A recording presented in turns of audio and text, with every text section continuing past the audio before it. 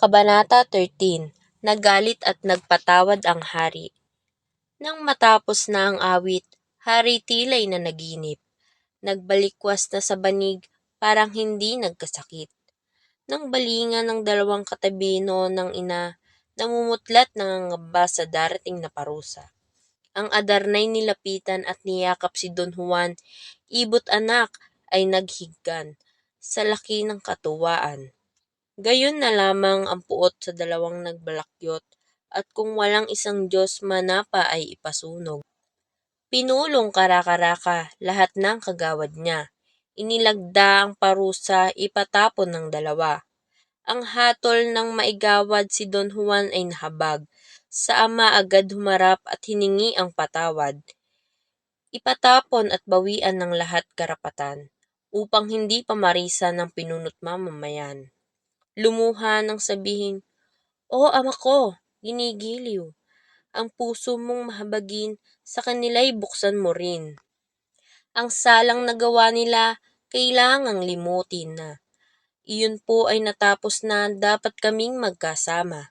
Sila'y aking minamahal, karugtong ng aking buhay. Kami pawang anak naman, sa lingap mong nananangan. Ako naman ay narito, buhay pa rit kapiling mo. Wala rin ngang nagbabago sa samahan naming tatlo. Ayaw na ayaw ko sana sa akin malayo sila. Kaya po ibigay mo na ang patawad sa kanila." Haring noon ay may galit, nabagbag din itong dibdib. Ang dalawang napipiit sa palasyo'y pinapanhik. Sa araw na kayo'y muling magkasala, kahit munting patawad, kapag hingi sagot ko ay hinding-hindi. Haring amay nagsalita, mabalsik yaong muka. Kayo ngayon ay lalaya sa pangakong magtatanda. Kaya nga pagkaingatan sasabihin ko'y tandaan. Magkasala'y minsan lamang, pag umulit kamatayan. Ningning ng kaliwanagan, wala na ang kadiliman. Monarkang pinagmanglawan, ngayon naliligayahan. Tuloy sa panunungkulan, haring nagmahal sa bayan.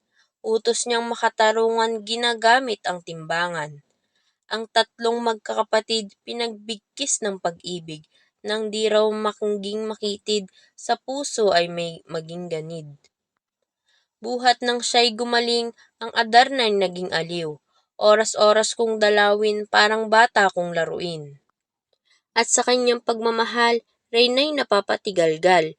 Kung ang ibo'y tao lamang, nanibugho ng tuluyan.